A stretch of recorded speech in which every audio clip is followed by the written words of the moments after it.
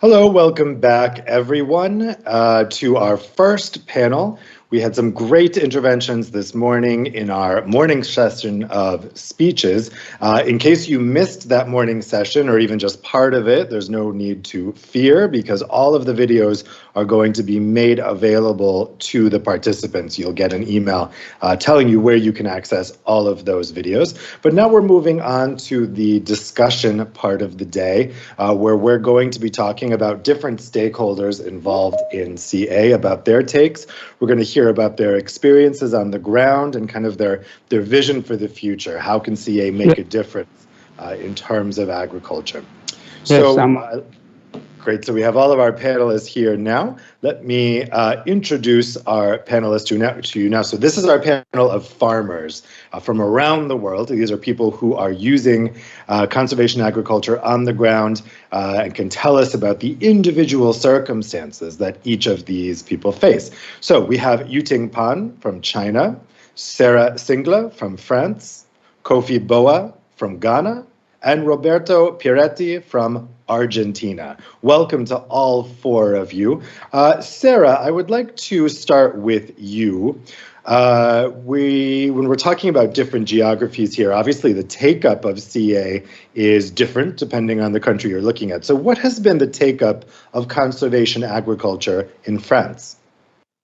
So in France, the take-up was, first of all, about the reduction of erosion and also to reduce the cost of production. And today, what we see is that the global warming helps a lot in the switching from tillage to conservation agriculture, because by the past, we had 4 seasons. We had spring, summer, autumn, and winter. And today, even in France, we switched to 2 seasons, a rainy season and a very warm and dry season. And we see that in France, the farmers who are in conservation agriculture are more resilient when we have big floods and big drought during the summer. Thanks very much. We have Yuting Pan on the line. There may be some technical difficulties reaching her, but let me see. Yuting Pan, if you're there, could you tell us how common conservation agriculture is in China?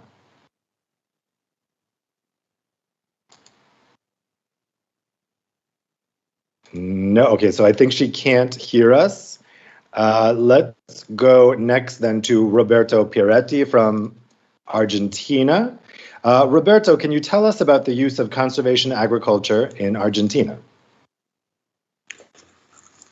Okay, conservation agriculture here in Argentina was part of a kind of paradigmatic revolution in the evolutionary process of the production or the development of agriculture in itself. We started adopting the new system more or less at the end of the 80s, beginning of the 90s of last century, with just few couple of thousand hectares, and right now we have more than 30 million. So it was a kind of a very steep adoption curve, and at the moment we are cultivating under the system around 30, 32, 31 million hectares of the extensive crops under the system, and that accounts for more than 90% of the area we are cultivating with under this new paradigmatic way to understand agriculture. If I have a little bit more time, I can answer you or add to you some of the reason for that to be so. Yeah, that would be great. You know? Go ahead. No. I would have to say that for the main driving force for that process to happen was, at the end of the day, was it occurs as an answer while looking for a more efficient way to produce under the agricultural system. I mean, to achieve a higher productivity, having a higher efficiency in the process in general. But I said higher productivity, higher profit, being more sustainable in the process. And to be sustainable means to be answering simultaneously to the three main restrictions of sustainability: the environmental acts, the economic ask or pillar, and the social one. So it was mostly a farmer-driven, while looking for being more efficient and to make more profit out of the production, and at the same time, as I say, being more sustainable. That's more or less the way it happens. Great, thanks. Let's turn to Kofi Boa now in Ghana. Kofi, can you tell us how widespread is the use of conservation agriculture in Ghana? Is that okay? Yes, we can hear you now. Great. Yeah, okay, fine. Conservation agriculture in Ghana is catching on seriously. I mean, it has a history. When people started growing cocoa, that is exactly what they were doing. They would cut down the forest, leave it for about a year, and then by the time they come back, everything would have settled. They go in and plant on full directly into the cover without just opening a hole to put the seedling in. And they were doing the mixed cropping. In fact, it was transitioning from the food crop system to the plantation agriculture. But somewhere along the line, out of modernization or whatever, it got filtered out. But currently, coming from the 60s, and then more especially in the 80s, when a lot more effort was put into on-farm research, getting farmers to appreciate the value of conservation agriculture. Now going from the north up to the very south, every part of the country, one sees conservation agriculture. And this is because of the efforts of several NGOs. Unfortunately, people are just taking segments.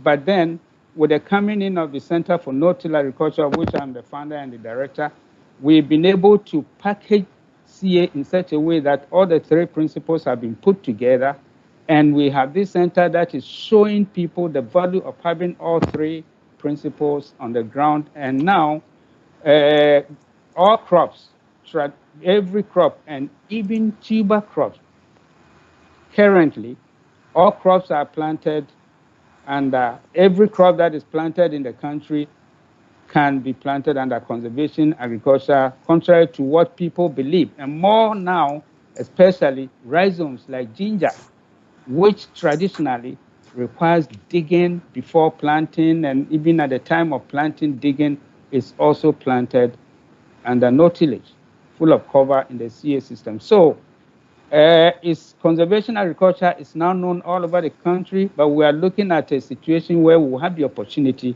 of getting the buy-in of the central government to push it through the national agricultural system such that it will become the technology of the day.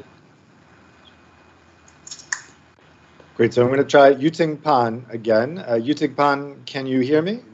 Sarah, I was wondering if you could tell us a bit more in detail about the situation in France. I mentioned that different geographies obviously have different climate situations, which you told us about. Being next door in Belgium, I can recognize a lot of what you're saying about the current situation with seasons. So tell us about the regulatory framework in France. Do you think that the French government has created an enabling environment to mainstream conservation agriculture, and have they effectively aligned public and private institutions toward improving the quality of conservation agriculture? In France, we would love to be supported by the government, but what we saw actually is that they don't support conservation agriculture since they want to ban glyphosate. And we know that all around the world, if we don't have glyphosate, we won't be able to do conservation agriculture. Because if we come back to the history of agriculture and farming, the history of agriculture is a story of weeding. The first tool we found 12,000 years ago, in order to get rid of the weeds, was the fire.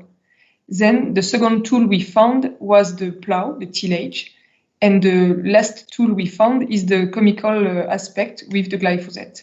And we know that when we want to plant a crop, we need to get rid of the weeds. So the story today is not about the glyphosate. The story is about the analysis of the benefits, the risk, the outcomes we see with agriculture. And we know that thanks to glyphosate, we can preserve the water. Thanks to glyphosate, we can preserve the soil. We can restore the soil fertility. So we need that. And if the French government and the EU government wants to ban glyphosate, it means that in Europe, we will come back to the plow, we will have to come back to tillage. So it means we will go back to the Middle Age because we won't be able to produce and to conserve the soil fertility. So if the government wants to help us, they need to let the glyphosate. This is the first thing we need at the moment. And obviously the glyphosate issue is something that really divides countries within the European Union. It's been a big debate for a long time here. I wonder, Sarah, are there other governments that you think are providing a good model, a good example of being more facilitating toward conservation agriculture? Yes, there was a good foreign policy in the USA with the NRCS from the USDA, because they ask scientists and agronomists to come on farms, to work with farmers, and to design the best technical recommendations to implement conservation agriculture on farms. And the NRCS was created in order to preserve soil and water. So we know that all around the world, we can be in the USA, in South America, in China, in Europe, in Africa, and in Australia. If we work with farmers, we will have a good and strong development all around the world. And the policies always fail when we forget the farmers. And the farmers are the key. We need all the farmers every time we want to do a good policy in agriculture. And we need farmers considered as entrepreneurs and not as people who just do the job, because farmers know how to do the job. And all around the world, you can talk with any farmers you want. We understand each other. Even if we grow bananas, cacao, rice, wheat, soybean, or whatever we want, we know what is farming.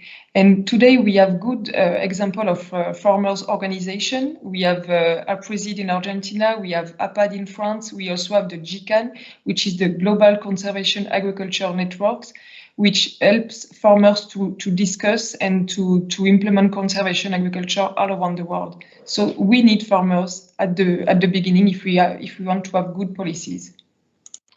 Roberto, tell us about the political situation in Argentina, the regulatory situation. Do you feel that the Argentina government has provided a good regulatory framework for conservation agriculture? You want to unmute yourself, Roberto? Sorry about that. I would say that I fully agree with my colleague from France that we farmers understand each other. Whatever we are producing and wherever we are producing, we understand. We talk the same language and we understand. But when you go to the government and regulation and so, the situation are very different, and in many cases cannot be directly compared. They may act as a pusher, as a developer to adopt conservation, or they may act as preventing the adoption, But in general, I would say that our government didn't offer us much help in developing conservation agriculture. Down here, I am talking of Argentina and 3 or 4 other countries of South American cone, like Uruguay, Paraguay, Brazil is more or less the same situation, but especially in Argentina, we didn't have too much support from the government at all. On the opposite, traditionally, government in my country were looking and keep looking at the farming sector as a money fountain. They don't care much about helping us. Anyway, probably as a reaction to that, and we were pushed to look for a higher efficiency and profitable system. We would not be able to keep farming in the traditional way if we didn't change to the conservation agriculture. And the explanation for going from almost nothing at the end of the 80s, beginning of the 90s, looking at adoption, the explanation from going to almost nothing to 90% of the area we are harvesting is right that, I mean, we have to look at that in the necessity to become more efficient. Now, if we go to the glyphosate debate or to the biotechnology debate, and we put that within the frame of adopting modern technology, the general policy, and it was helpful, I would say, the general policy down here is to be based on science. As far as the new technologies are based on science knowledge, they are adopted. We have biotechnology here since the middle of the 19th, and we have glyphosate use from the 80s in the country. And based on that, we were really, as farmers, we were able to use the frontier line science-based technology. Hopefully, that's not politicized or not much. We have pressure from environmentalistic groups and this and that, but at the end of the day, we are able to use modern technology based on science. And I put the example. The latest one in biotechnology is to be adopting drought-tolerant crops. We have some crops with the incorporation that have incorporated drought tolerance on them, and those are products of modern science and frontier line science creating new technologies. So more or less that's the scenario down here. And when you look at other governments in Latin America, how does Argentina compare? Are there other governments in Latin America that you think are providing a better example? No, well, to some extent, yes, because we are the only country here. I mean, the major grain production countries are basically Argentina, Brazil, Paraguay, and Uruguay are also producing. I mean, they are big or rather big or relevant producers, but also exporters. For instance, in Argentina, we export around 70% of the grain we produce. We only consume 20-30%. And it's similar situation for Uruguay, Paraguay, and Brazil to some extent. Argentina is the only one that is penalized to export. We have the exportation taxes.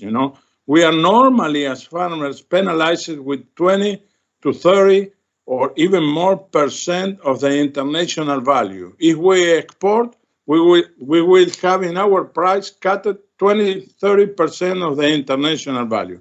But that's not happening in Brazil and Uruguay and Paraguay. It's the only country, it's the only country.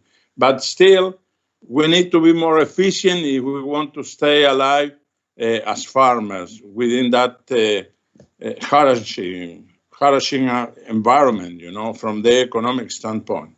But in any case, widen the answer I am offering to you, we can say that Argentina, Uruguay, Paraguay, and Brazil are accounting for around 80 million hectares being cultivated under the conservation agricultural system that down here is mostly named as the no-till system, but we are based exactly in the same principle. It's just a semantic difference, not a principle, technical principle difference. Let's go to Ghana next. Kofi, what is the regulatory situation like there? What has the government done or not done to encourage conservation agriculture? Oh, thank you very much. Do you hear me? Okay, good. Yes, conservation agriculture, as I indicated earlier, has now become a catchword at the farm level. But what we expect is that it's got to be something that is taken up at the very top. So we expect to see more policy interventions as far as conservation agriculture is concerned. What has happened is that we are pushing it from different angles, NGOs putting themselves together, realizing that that is the way to go now, are doing it. But there is no coordination from the central government. And therefore, you have an NGO focusing on this aspect. But we expect that there should be a regulatory system where all these people come under one umbrella, and then we begin, no matter where you are, coming from the west, north, south, what we are doing is just about the same, so that farmers migrating, going from place to place, get to see and realize that conservation agriculture, this is the way to do it. What has happened is that you get to places and people are talking about doing conservation agriculture, and in effect, they are just applying just parts of the system. And so we have been advocating for a situation where we can have this happening. Now, things have started coming up within the Ministry of Agriculture, as was indicated earlier in the first, in the plenary sessions. IFAD is supporting the Ghana Agricultural Sector Investment Program, and they're trying to ensure that in the dryland areas, this becomes an integral part of the agricultural system.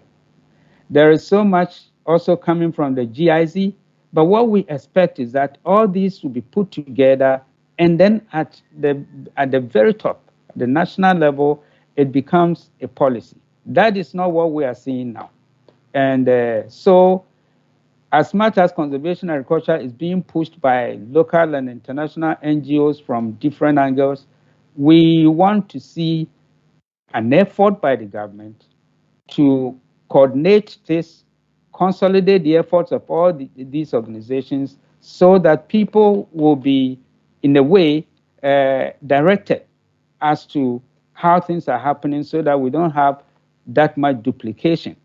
The other thing is that because it is conservation agriculture is not very well instituted in our national agricultural system, you work with communities, and the extension officer that is supporting, that is at the forefront, that is then the change agent, now also has commitment from other parties.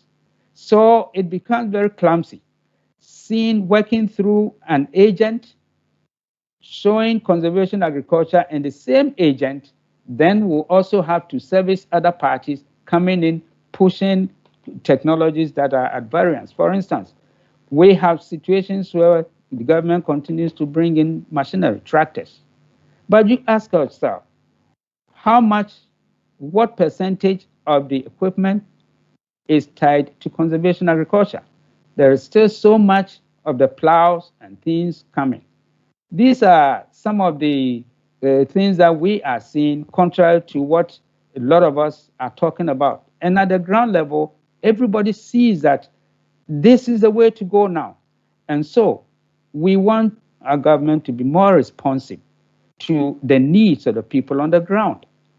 Whenever you talk like this, it's just about how can conservation agriculture feed the nation or feed the world. And all that people are talking about is that because our setting is more with the smallholder farmer, and people think that the conservation agriculture is just a tabletop sort of thing, but which is not true. And therefore, I set up the Center for No-Till Agriculture to show the benefits and evidence of conservation agriculture to people. And because of this, we brought in conservation agriculture machinery, which could help farmers scale from 1 acre to 2 acres, 3 acres. And now what we see is that there are big time farmers cropping thousands of acres that are investing in conservation agriculture equipment. The premium foods are there. Work is also there. And so what has happened is that even NGOs, the small NGOs dealing with small farmers, are investing in reapers, investing in roller crimpers, investing in no-till planters. And so this should cause the central government to realize that, in fact, this is the way to go. And I tell you honestly, I'm 66 years, and for the period that I've been in this business, I have never seen June where you go on the rough road and your vehicle is covered with dust. June in Ghana on the rough road, your vehicle should have been covered with mud. So it tells you that it's not raining. And the farmers on the ground that are using conservation agriculture, even with the drought, still have a good crop growing. And so I still don't understand, and some of us keep pushing and talking, but we are getting several NGOs joining. We are getting several civil society organizations, more especially the Peasant Farmers Association and the Center for Indigenous Knowledge and Organizational Development. These are not farming groups, but they are pressure groups that are supporting the promotion of conservation agriculture. And so I believe that it's just a matter of time. And we'll definitely get this very well instituted within the national agricultural framework. And that is what we are aiming at.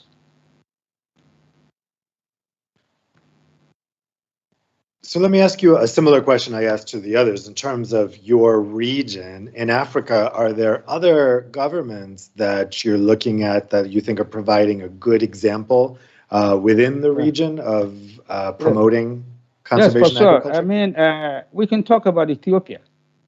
In Ethiopia, you talk about Ethiopia, and conservation agriculture is now a national policy. It's a national policy. And I mean, you can have people not doing it, but then the government is fully supporting it. And then we have Rwanda.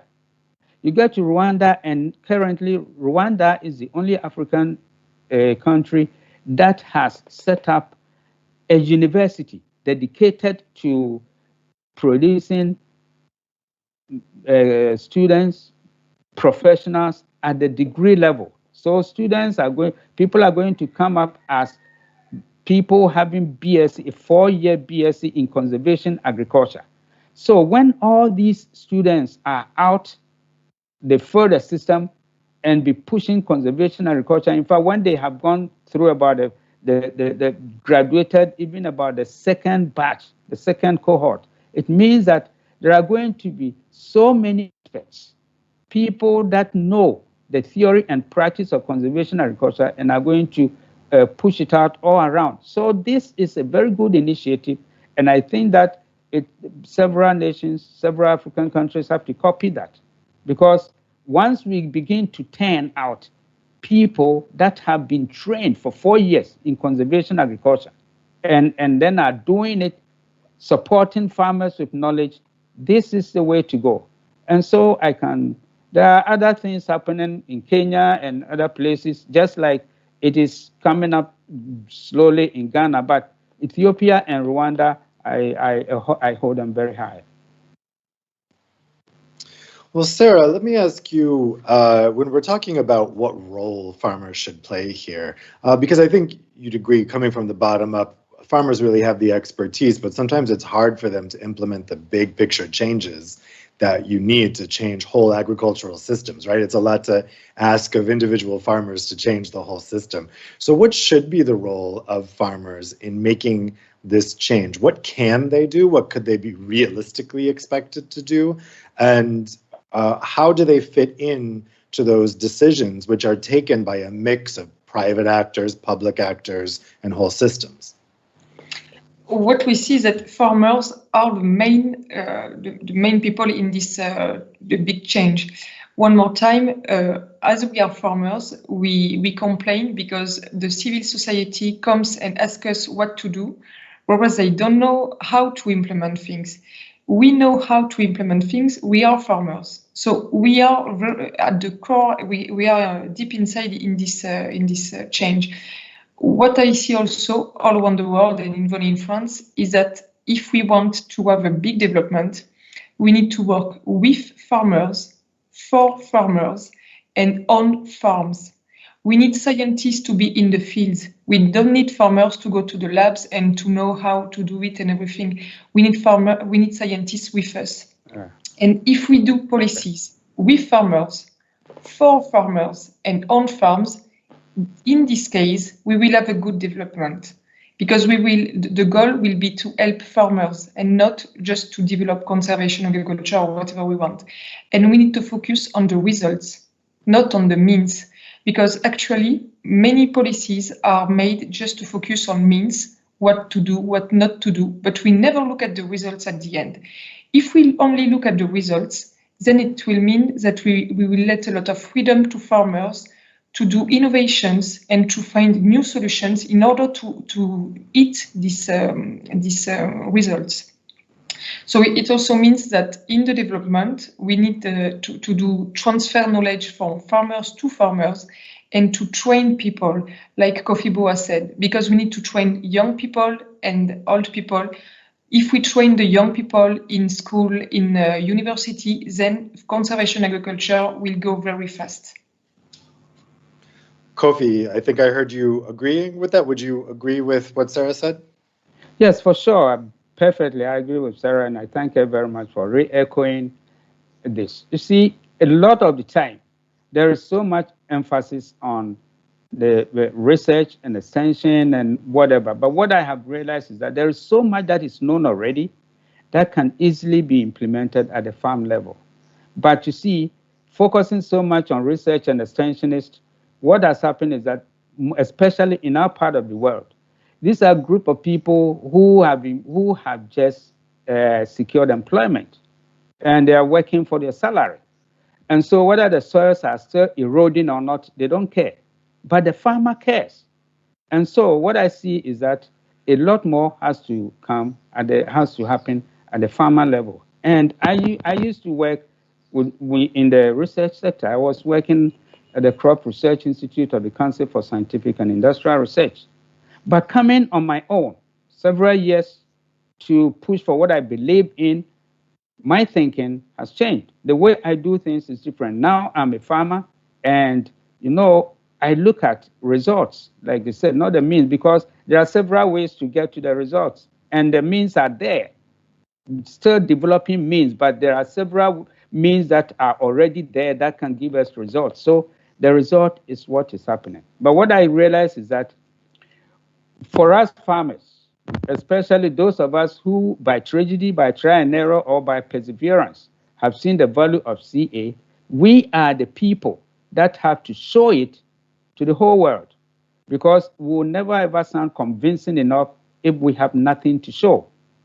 And so this is the key. A lot has to happen at the farm level, and we farmers that have been there, having seen the light, should lead other people out of darkness. So we should be demonstrating and showing conservation agriculture to a whole lot of people. Now, the other thing that is happening is that I'm an African, and I always talk from the African perspective. In Africa, a majority, about 75% of the food producers are in the smallholder category. And they are the sort of people who, for instance, this World Congress on Conservation Agriculture, African Congress on Conservation Agriculture, will not have the opportunity to participate or even know what is happening. And so as much as we have these global conferences, things happening, I think that for us in Africa, a lot has to happen at the community level. We start blowing the horn from the community level because that is where the majority of the game players are. And so it will be very important to also find a way of putting farmers together in these small communities and bringing them up to regional, district, regional communities so that their voices can be heard because they are the people on the ground and they are the ones feeling it and they are the ones seeing the results. And so, yeah. Roberto, what's your take on this? What do you think is realistic for us to expect of farmers to drive this type of systemic change? Yeah, based in reality, I mean, focusing in the adoption process and the transformation, a paradigmatic transformation, you know, of the agricultural system. For 10,000 years, agriculture was developed based on plowing the land, tilling the land, tilling. And right now we are coming with an entirely different idea that we should not till any longer. We have to cover the soil, no till, cover the soil, rotate, and introduce diversity, the main three principles. But I would say that farmers' role is absolutely critically. If you ask, or if you look back, why we moved from nothing to 90% of our agriculture. Again, different, similar figures you will find in Paraguay, in Uruguay, in Brazil. Similar processes, during the last 20, 30, 40 years had happened the same. So if we ask, which was the farmer's role in that? It was absolutely crucial, And farmers to farmer communication and at the ground level, as our colleague Kofi is saying, I fully agree with that. And this is not a hypothesis. This is not a theory. This is a reality for 80 million hectares down here in South America. It already had happened, it already happened. So we can talk supported by reality at the farm level, farmer to farmer communication, field days, all type of activities that stimulate that communication. Still, the role of universities and research people is very crucial also. And we were lucky enough to have that scheme of having universities training new professionals in conservation agriculture, with degree and certification in that. They are coming out from the university at the moment for most of the Argentinian and Paraguayan and Uruguay and Brazil universities are coming not with the plow in mind, are coming with the scheme of no-tilling, a good planter, key piece of machinery for the system to be viable in reality, That's a big progress. And many of those farmers, of those professionals, sooner or later are even directly engaged in producing. And that was a phenomenal positive impact at pushing the adoption process. From other prospects, it is, I was lucky enough to visit more than 25, 27 countries in many opportunities, bringing our realities up there. And I have the opportunity to check, And my conclusion would be that this new paradigmatic way to understand and carry out the agricultural process, named conservation agricultural basic or the no-till system here, is based in three main pillar concepts. No tilling, covering the soil, and rotation and diversity. Those three principles are valid all over the world. still they need local adaptation, to the local realities, cultural, economic, climatic, and many others. But still the principles keep being the same. So at that point, farmers' role is absolutely critical. So I fully agree with Kofi, and I am happy to hear what he said about how the process is moving up there. I was also mentioning the central role of science. Of course it is, but science is to create the tools. We are using the tools and selected which tool and how to use them, after all.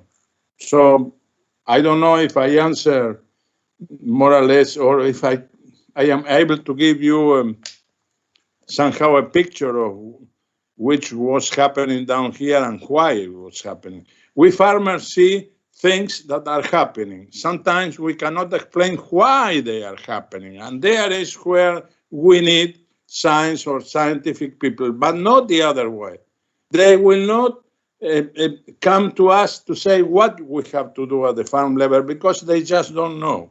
They know the fundamentals, they know the principles, they know why things are happening, but they know how to integrate all that at the ground level, as Kofi said. Though we are those, and professionals trained in conservation agriculture help a lot in that, But that's why it's so critical, farmer-to-farmer communication and farmers' organization.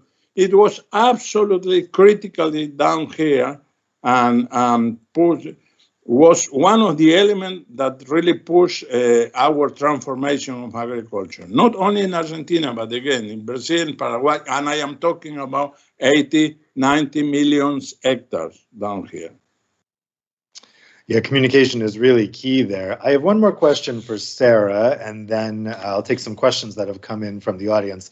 So Sarah, I talked about, there are limits to what individual farmers can do to make this change. What about farmers associations? Are they helping in this mainstreaming effort for CA? And what could farmers associations be doing better? In fact, the farmers' associations were created because there was nothing for farmers. That's why farmers said, okay, we're going to do an association, and this way we will do this farmer-to-farmer network. And today it works a lot. Personally, I belong to several networks, such as the Global Farmer Network, to the GCAN, and also to the Newfield International, because we are farmers and we know what we are talking about. And to follow on the last discussion, what I wanted to say is that it works, everything works when farmers are leaders and other people support them. It's only the way to develop a good agriculture. We have the example in Argentina with APRESID. APRESID is a farmer association, and when farmers are leaders, people pay, and then we know what to do. When big industry and society pay for other people, there is nothing on the ground. So that's why we need to help all the farmers association. And it was said that we wanted to help farmers. We don't need to create more organizations. We already have the organization. We already have the GCAN. We already have APRESID. We already have APAD. We already have ACT in Africa, and so on. So what we need today is support for our farmers' organizations.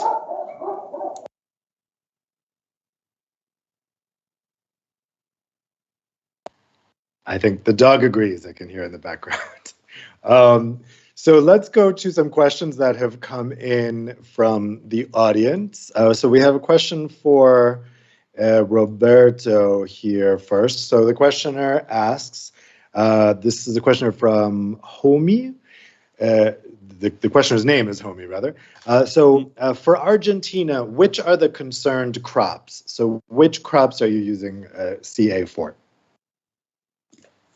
Well, actually, we have major and minor crop, of course, because of different reasons, region or climatic or soil condition or climate or whatever, market and everything. But still, the major crops here are extensive crops like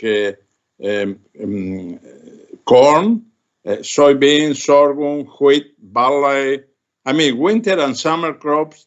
And I would say all of them also cotton, and well, I may be forgetting some of them, sunflower. All of them are being incorporated or run or cultivating or produced under the conservation tillage. All of them can be adapted. There is, so far, after visiting 27 countries and checking many different agroecosystem crops and condition and situation, I have never found a crop in which even forestry or agroforestry, fruits and whatever, vineyards or whatever, the principles are the same and can be applied.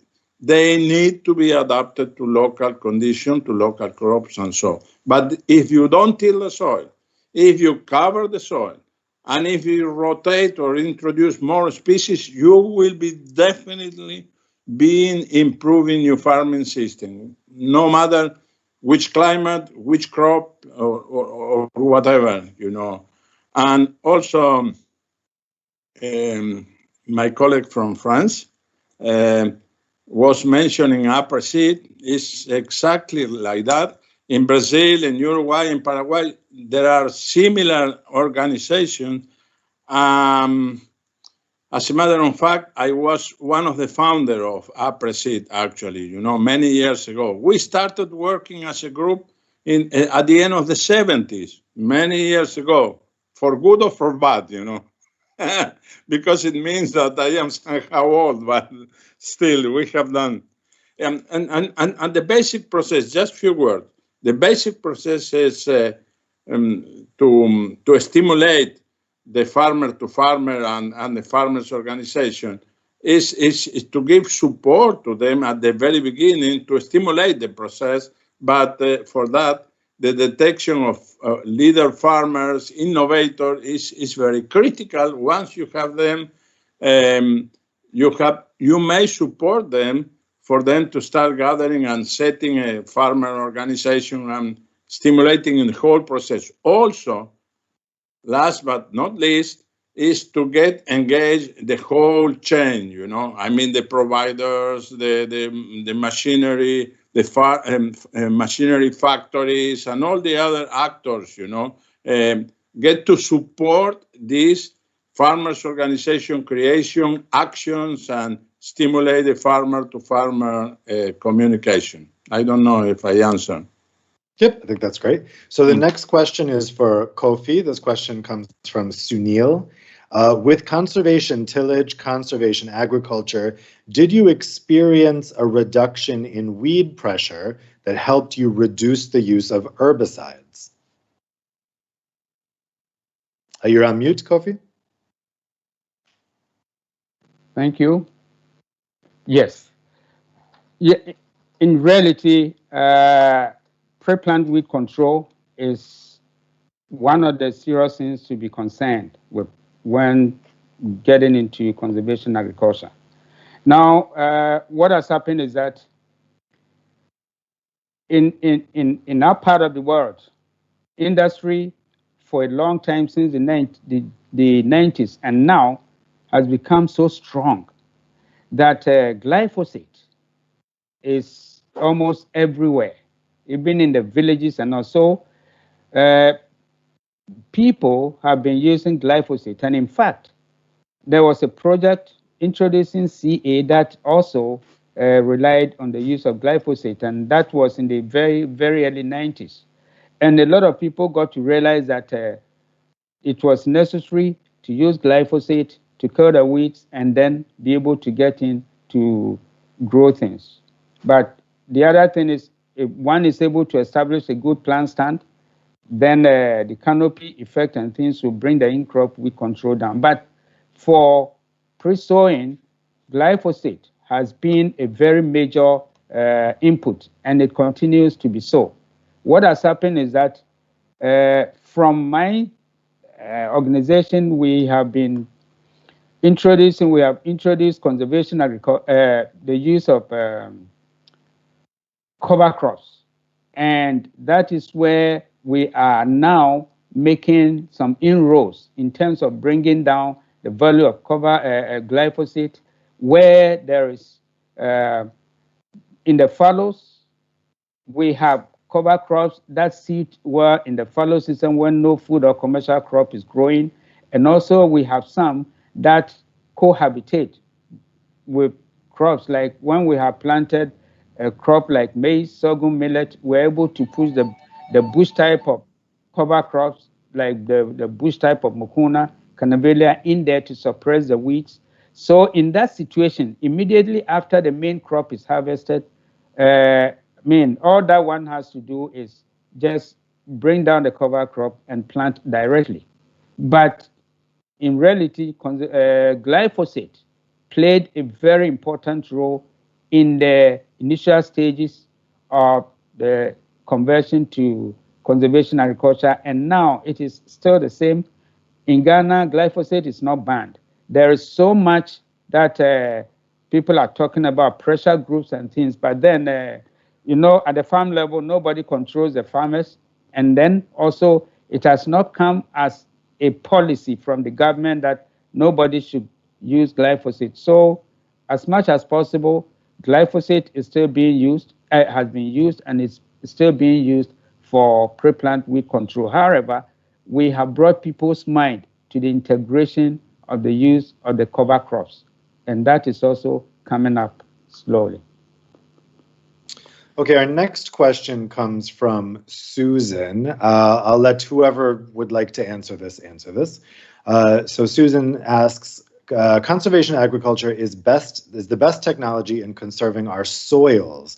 How can we use this technology in newly developed lands where we face a challenge of tree stumps, shrubs, hardpan? Who would like to answer that? The first thing the first thing is that conservation agriculture is not a goal, it's just a mean to grow a crop. And the first thing to do, whoever we are, wherever we live, is to do a diagnostic of the soil. Do I have to erase the hardpan? Do I have to lime? Do I have to get rid of weeds or whatever we want? But we need to come back to the start if we want to implement the crop. And by doing this diagnosis, then the conservation agriculture will work. But each time farmers think that it's a goal, we fail. Because we forget about the hardpan, we forget about liming the soil, we forget about weeds and so on. So we just come back to agronomy. And it's just that. Don't think that conservation agriculture will work like that. May I add? Roberto, sure. Yeah, I fully agree with what she said, our colleague from France. This is exactly like that, but I used to say that conservation agriculture is not the end of the road. It's just the way, And also, all what she was mentioning, all the testing the soil when you open a new area or whatever, you have to know. And that would be exactly the same for any way you are going to farm there, So conservation agriculture is not a miracle. It's, as I said, or try to conceptualize, it's a new paradigmatic way to understand and carry out the agricultural process. But still, it's not a miracle, It's another difference is that it's not cause-effect concept. It's a systemic, holistic way to approach the production. Multivariable interactions and all complexity is the way to approach, but it's not a miracle again, and it's not a final or ending line, or, it's just a way and should be adapted. It has three main pillar basic principles valid all over the world that should be locally adapted to the different conditions and this and that. Kofi, did you want to answer as well? You want to unmute yourself?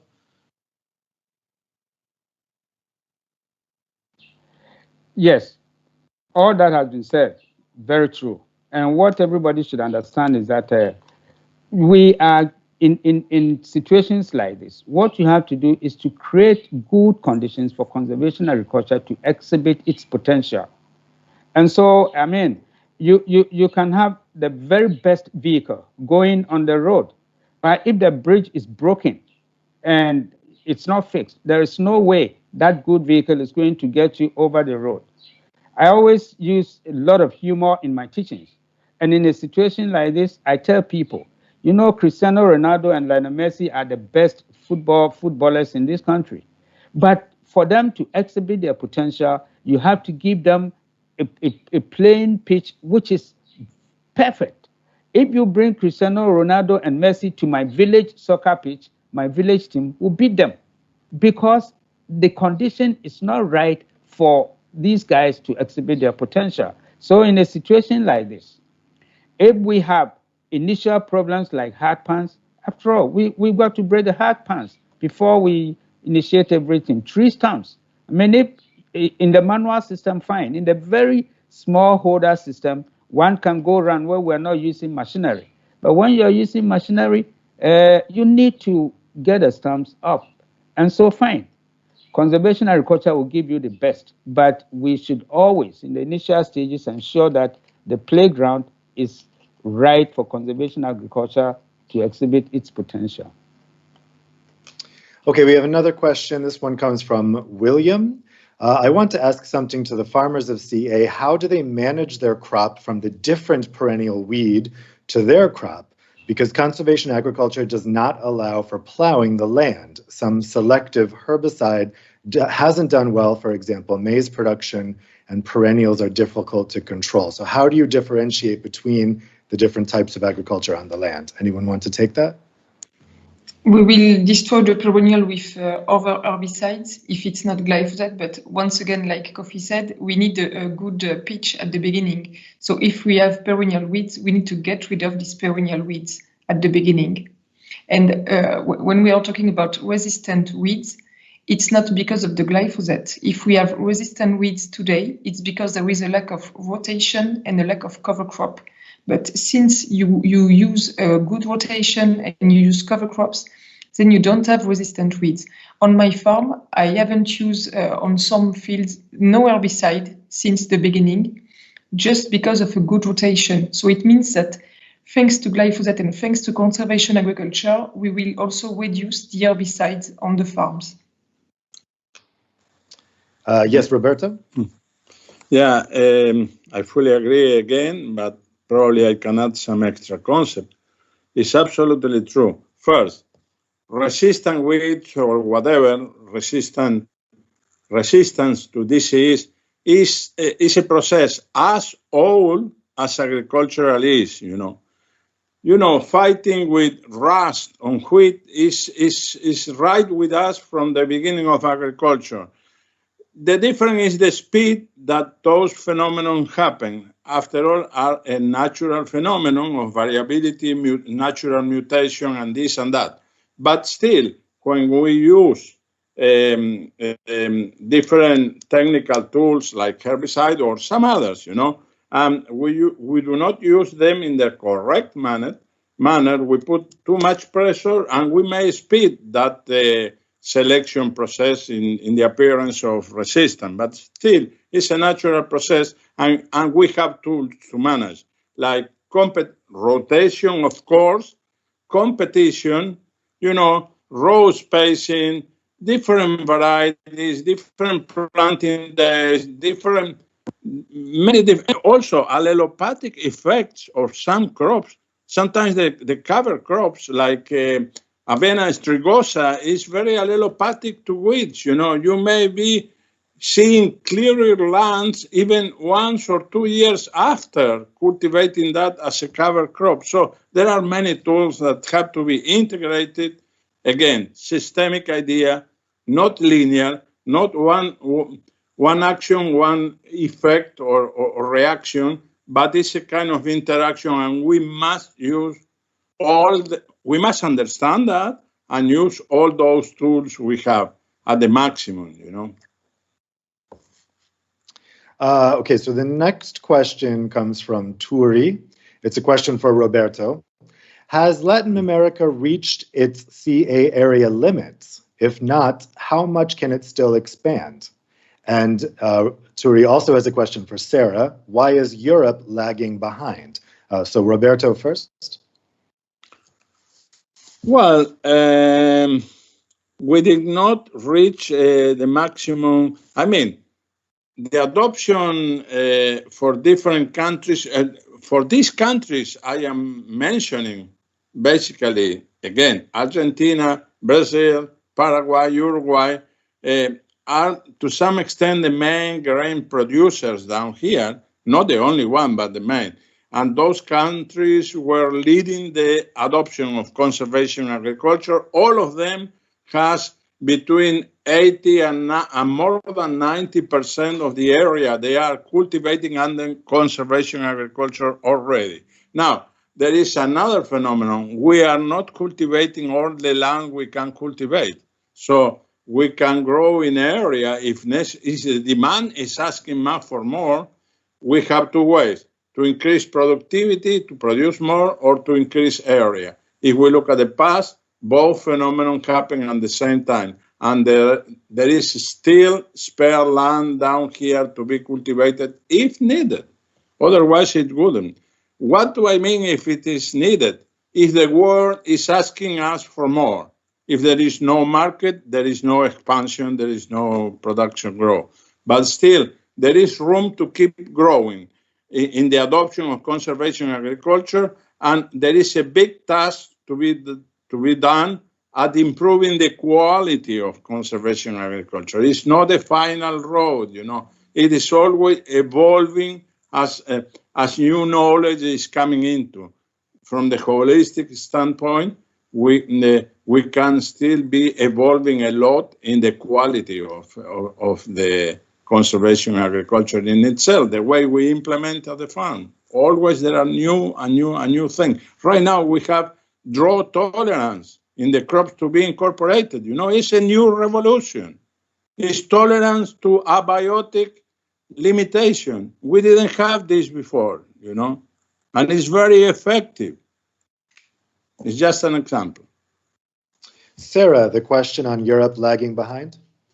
So for many reasons, the first reason will be that we have subsidies. So when you have subsidies, sometimes you prefer to spend money in a big tractor and in a big plow, rather than to switch to no-till system. If we look at no-till system, the first countries where it appears were the countries where we didn't have any subsidies because we had to make a lot of money.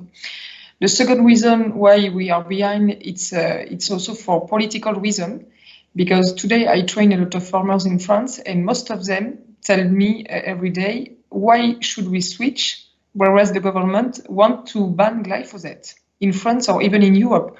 So people today won't buy a no-till machinery if the government tomorrow ban glyphosate. Because one more time, if we don't have glyphosate, we will have to come back to the plow or to switch to meadows and to have animals on the farm. So at the moment, it's mainly for political reason. So the next question is for Kofi. This question comes from Mina. The question is, in Ghana, how are CA farmers managing for CA machinery? For example, how are they getting no-till machinery service? You want to unmute yourself, Kofi? Yes. This is a very important area to talk about. And even how getting machinery, how did we even get to that?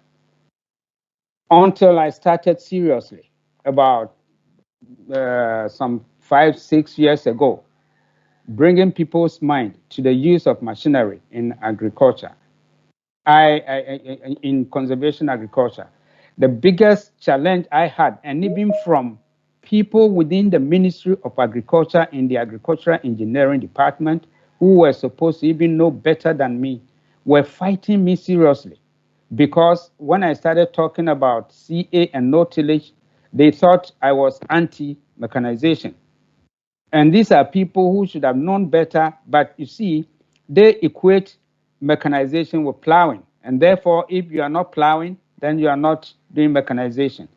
until I had the opportunity to make some presentations and show people what there is that one can do, because I had had the experience in the US where I was exposed to all this machinery, but then bringing it down home to the smallholder level was the problem. And thanks to the Howard Buffett Foundation that supported me to be able to have some reapers, roller crimpers, and then the no-till planters, I mean, for the smallholder system. And so we pushed this into the system and started demonstrating the value to the people. So when it started catching on, we were able then to bring local artisans to come and see what is it that we can do. And so now I work in collaboration with a local artisan to produce roller crimpers right here in Ghana. And if there is anybody looking for a roller crimper, you don't have to look anywhere. And we are also working on things like reapers and no-till planters. But then we are the people that have shown the value, and we have looked at it across. What is happening is that we still have limitations because, like I said, machinery coming in with the tractors imported by the government come about 90 or 80% with the traditional tools. So what we have done is that our fleet of about 9 John Deere tractors, there's 65 HP that can push a bit of machinery. We then have set up service centers across the country, about 6 of them, where I have trained graduates from people that have had their first degree, have stayed with me for 1 year to undergo training on the use of these machines. So for them, they understand the relationship between the soil, the plant, and the machine. And so we hire our services to people. And more importantly, we have a trained mechanical engineer who then leads our mechanized activities, who does the servicing. But if we have any big problem, the good thing is that in Ghana, we have a good service support from the dealers, like Tata Africa, that deals in John Deere machinery. They stock a lot of parts, and so immediately you give a call about a broken part, they will then arrange to send it.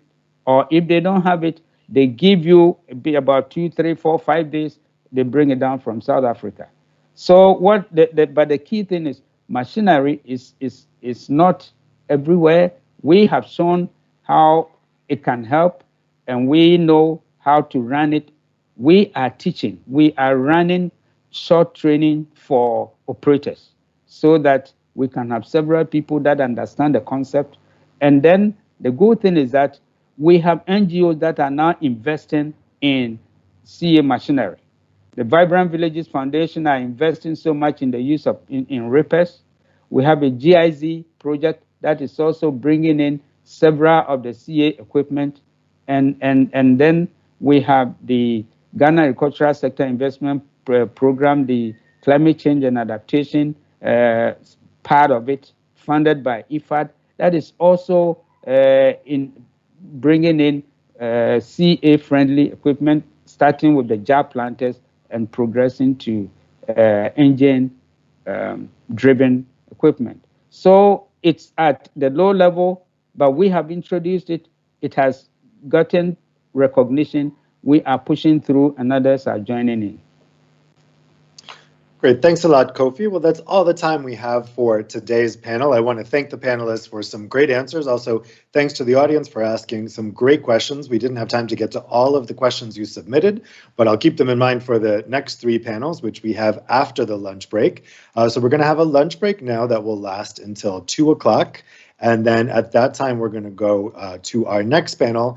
And then in the afternoon, we're going to hear from policymakers, from companies, and from civil society about how they're involved in spreading the word on conservation agriculture. Now, don't forget, during the lunch break, you can use the wonder.me feature on the website That is going to let you interact with other panelists. It's a great way for networking. So be sure to use all the features that we have available during this day. I know it's not quite like being together in person, but it is a good replacement, I think. So thanks so much again to our panelists, and I wish you all a great lunch break. Thank you. Thank you. Thank you.